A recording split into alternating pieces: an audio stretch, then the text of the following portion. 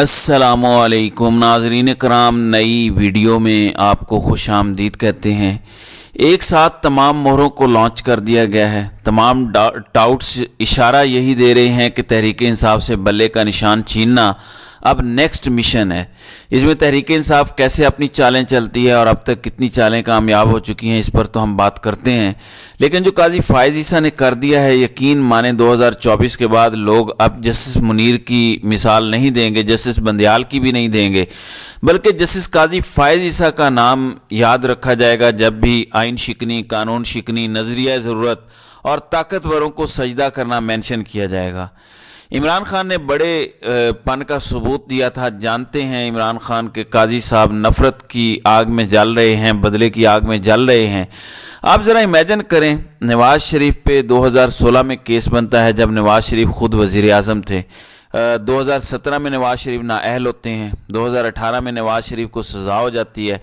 इन सारे मामलात में कहीं भी इमरान खान हुकूमत में नहीं थे। अगर नवाज़ शरीफ की ही सारी मान ली जाए तो ये सारा कुछ करवाने वाले तो जनरल बाजवा और उनका अपना रिश्तेदार जनरल नवीद मुख्तार, जो उस वक्त DG/ISI थे, वो थे। और उस टाइम DG/MI वो थे जो इस टाइम आर्मी चीफ हैं। लेकिन नवाज़ शरीफ भी सारा गुस्सा इमरान खान पे निकालते हैं कि इमरान खान ने मेरे खिलाफ साजिश की, इसकी वजह से मैं आगे चलकर बताता हूँ। लेकिन इससे बढ़ के जो इससे भी बड़ा फ्रॉडिया है, जो पाकिस्तान के सबसे बड़े ओहदे पे बैठ चुके हैं, जो मुनसफ़े आला बन चुके हैं, वो यही काम कर रहे हैं। 2017 में एक धरना होता है जो नवाज़ शरीफ के ख़िलाफ़ जाता है। नवाज़ शरीफ का जिगरी यार तप जाता है और उसके ख़िलाफ़ एक फ़ैसला देता है जिसमें अगर खाली एजेंसियों की बात करते तो ठीक थी, तहरीक इंसाफ को भी रगड़ देते हैं कि 2014 में ये हुआ था, वो हुआ था, जहां वो एजेंसियों के ख़िलाफ़ फ़ैसला देते हैं और इस वजह से एक रेफरेंस आता है काजी के ख़िलाफ़। अब एजेंसियों पर एतबार न करने की इमरान खान के पास कोई वजह नहीं थी, क्योंकि 76 सालों में बयानिया यही था कि एजेंसियां करप्शन को पसंद नहीं करती। सियासतदानों ने जकड़ा हुआ है सिस्टम को और मजबूर हो जाते हैं इदारे मार्शल लॉ लगाने पे।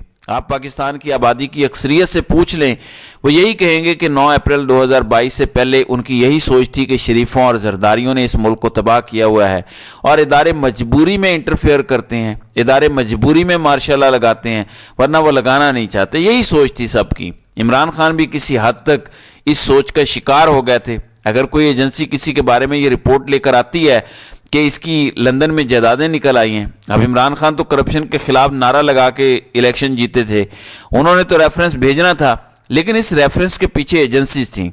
लेकिन काजी फायज़ ईसा ने एजेंसियों का नाम लेना छोड़ दिया। वो भी सिर्फ बदला इमरान खान से ले रहे हैं। उसकी वजह है पाकिस्तान का सिस्टम। 76 सालों से ये इसी तरह चल रहा है और इसलिए बहुत सारे लोग मुझ समेत गलत फहमी का शिकार थे, जो मैंने आपसे अभी बयान की है। करता कोई है, इल्ज़ाम कोई और लेता है। इसकी मैं आपको मिसाल पहले भी दे चुका हूं कि बेनज़ीर भुट्टो और उनकी वालदा की गलत तस्वीरें फेंकने वाले और फेंकवाने वाले कोई और थे। इल्ज़ाम नवाज शरीफ ने अपने सर लिया। यही वजह है दोस्ती की। तमाम आइन शिकनी, कानून शिकनी को तहफ़्फ़ुज़ किसने दिया? काजी साहब ने। इलेक्शन नवंबर में होने थे और हर हाल में होने थे। काजी साहब ने उनको 8 फरवरी तक तहफ़्फ़ुज़ दे दिया। तो ऐसे चलता है गठजोड़। यह है अशराफिया का गठजोड़ जो पाकिस्तान में है। करता कोई है, उसको कवर कोई और देता है और करने वाले और कवर देने वाले आपस में जिगरी यार और दोस्त हैं। नाज़रीन इकराम, Imran Khan out of syllabus आ गया था। सिस्टम इसके लिए तैयार नहीं था। इसलिए इमरान खान के आते ही सबको पेट में मरोड़ शुरू हो गया। किसी को लूज मोशन लग गए, किसी को उल्टियां शुरू हो गई और जब तक इमरान खान को सिस्टम से निकाला नहीं गया किसी को सुकून नहीं आया। लेकिन अब नेक्स्ट फेज शुरू हो चुका है। सिस्टम से निकालने के बावजूद इमरान खान की पार्टी इतनी मकबूल हो चुकी है कि उसने पार्टी चेयरमैनशिप भी एक बंदे के हवाले कर दी है। उसके बावजूद भी ना नून लीग, ना पीपल्स पार्टी और ना उनके सहूलतकार ये अफोर्ड कर सकते हैं कि तहरीक इंसाफ बल्ले का निशान लेकर इलेक्शन में जाए, क्योंकि इनको पता है कि इनकी जमानतें जब्त हो जानी हैं।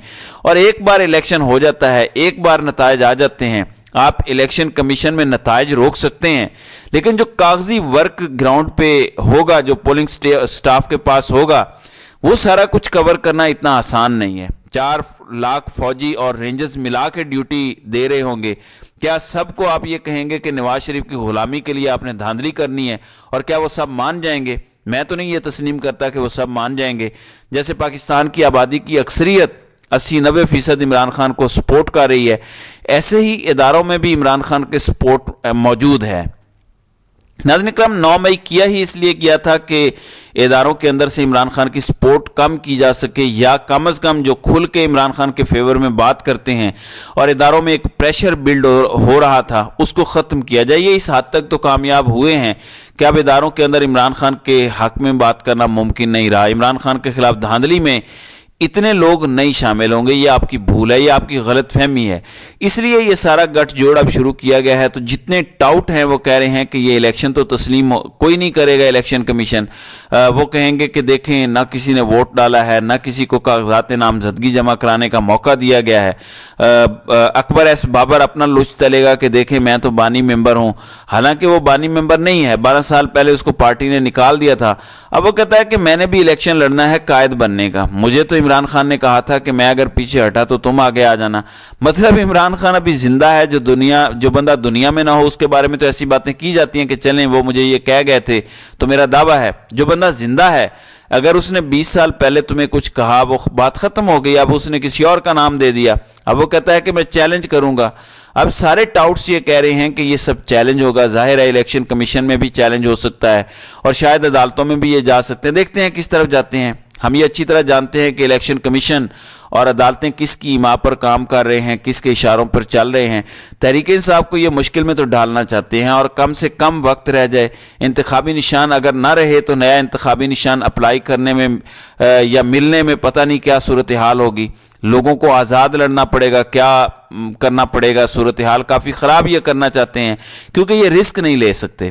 لیکن میں انہیں یہ بات سمجھانا چاہتا ہوں اور بڑے یقین سے کہنا چاہتا ہوں, ہم نے ایک ڈائلاگ سنا تھا کہ جہاں پہ ایک افسر دیکھتا ہے 7 لاکھ اسی طرف دیکھتے ہیں. تو میں یہ آج بات آپ کو بڑے وثوق سے کہتا ہوں کہ جس طرف عمران خان دیکھتا ہے ملک کی 25 کروڑ آبادی کی کم از کم 90% اکثریت اسی طرف دیکھتی ہے. کم از کم 90% لوگ جس سائٹ پر عمران خان دیکھے گا 25 کروڑ میں سے 90% لوگ اسی طرف دیکھیں گے. 22-23 کروڑ لوگوں کا لیڈر ہے عمران خان, اس کو آپ ایسے ہی مائنس نہیں کر سکتے. عمران خان کو مائنس کرنا آپ کے بس کی بات نہیں ہے. آپ ایک الیکشن سوچ رہے ہیں کہ ہم ایسے کرا لیں گے تو ملک ٹھیک ہو جائے گا, اس کے بعد بھی ملک نے آگے چلنا ہے. یہ جو 22 گریڈ کے افسر ہیں انہوں نے تو چلے جانا ہے, ملک نے ادھر رہنا ہے. آگے بھی الیکشن ہونے ہیں, آگے بھی نظام چلنا ہے, آگے بھی حکومتیں بدلنی ہیں. وہ نہیں سوچا جا رہا, بس یہی بینک کیا جا رہا ہے کہ ایک الیکشن کروا لیں, اگلے الیکشن تک پتہ نہیں عمران خان دنیا میں ہوگا یا نہیں ہوگا, اور بس پھر کھیل ختم. تو اس حد تک گر گئے ہیں کہ ٹھیک ہے ہیرو بنتا ہے عمران خان بنے, ہم اپنا اقتدار نہیں چھوڑیں گے. مطلب اس حد تک کوئی اقتدار کا حریص ہو سکتا ہے. ایسا اقتدار کا نشہ, ایسا طاقت کا نشہ ہے جس کی وجہ سے پاکستان کو یہ ترقی نہیں کرنے دے رہے. ترقی تو پاکستان تب کرے گا جب بولنے کی آزادی ہوگی, صحافت آزاد ہوگی, میڈیا آزاد ہوگا, عدالتیں آزاد ہوں گی, بیوروکریٹس آزاد ہوں گے, ترقی تبھی ہوگی. اگر ایک بندہ 22 گریڈ کا افسر اپنے بند کمروں میں بیٹھ کے ملک چلانے کے فیصلے کرے گا تو ایک بندے میں کبھی بھی اتنی عقل نہیں ہوتی کہ وہ پورا ملک چلا سکے. آج کے دور میں یہ نہیں ہو سکتا. اور پھر یہ عہدہ ایسا ہے کہ کوئی مشیر بھی نہیں رکھ سکتے آپ, کسی میں جرت نہیں ہوتی آپ کو بتانے کی کہ آپ یہ غلط کام کر رہے ہیں, آپ کے دوستوں میں جرت نہیں ہوتی آپ کو بتانے کی کہ آپ یہ غلط کام کر رہے ہیں. یہ عہدہ ایسا ہے جو صرف غلطیاں کرواتا ہے اگر آپ حکومت کے معاملات میں دخل اندازی کریں. اس لیے صاف شفاف الیکشن کی طرف ملک کو جانا ہے, جائے گا تو بہتری ہوگی. اور صاف شفاف الیکشن میں صرف ایک نتیجہ نکلے گا, عمران خان. اس کے علاوہ بیلٹ پیپر سے کوئی اور نتیجہ نکل ہی نہیں سکتا. یہ جو کوشش کر رہے ہیں کہ پاکستان تحریک انصاف سے بلے کا نشان لیا جائے, یہ اس لیے ہو رہی ہیں کہ عمران خان کو جیل میں ڈالا, عمران خان پر الزامات کی بچھاڑ کر دی, کتابیں دوبارہ سے لکھوائی جانے لگیں, پارٹی چیئرمین شپ بھی لے لی.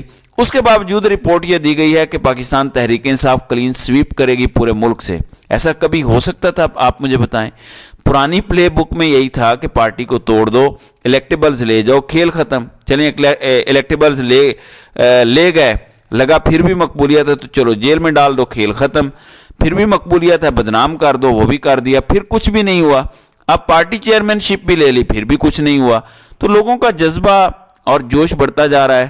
تو سمجھ نہیں آ رہی کیونکہ اس سے آگے اس کا سکرپٹ ہے نہیں, اس سے آگے پھر یہی ہے کہ خدا نہ خواستہ جیل میں جا کے عمران خان کو کوئی شخص جان سے مار دے. اس سے کم کا کوئی سکرپٹ کام نہیں کر رہا, اس لیے یہ اب پریشان ہیں. اب یہ این آر او مانگ رہے ہیں اور عمران خان نے این آر او دینے سے انکار کر دیا, اور ان کی بہن علیمہ خان نے باہر آ کے بتایا ہے کہ جنرل باجوہ کا کیا کردار تھا, ڈونلڈ لو کا جو لیٹر تھا اور کس کو بچانے کے لیے کیا جا رہا ہے, اور لندن پلان کا دوبارہ ذکر کیا ہے. اس کا مطلب ہے کہ Imran Khan N R O دینے کو تیار نہیں ہے. دیکھیں عمران خان تو جیت چکا ہے, وہ زندہ باہر آتا ہے, وزیر اعظم بنے گا تب بھی اس کی جیت ہے. خدا نہ خواستہ اگر اس کی زندگی نہیں رہتی تب بھی وہ جیت گیا ہے. آپ کے لیے نفرت کی وہ دیوار کھڑی ہو گئی ہے کہ آپ اس کو کبھی کراس نہیں کر سکیں گے اگر عمران خان دنیا میں نہ رہا. دعا کریں, میں پھر کہتا ہوں کہ اللہ اسے زندگی دے اور ایک بار وہ وزیر اعظم بن جائے اور عوام کو سکون آ جائے, ورنہ نفرت کی یہ دیوار آپ پھلانگ نہیں سکیں گے. عوام کے اور آپ کے درمیان یہ کھڑی رہے گی اور واپسی کا کوئی رستہ نہیں ہوگا. تب کوئی یہ کہنے والا بھی نہیں ہوگا کہ ملک بھی میرا, فوج بھی میری. تو ناظرین کرام, آپ کی اس ویڈیو کے حوالے سے کیا رائے ہے؟ آپ اپنی رائے کا اظہار کامنٹ سیکشن میں ضرور کیجیے گا.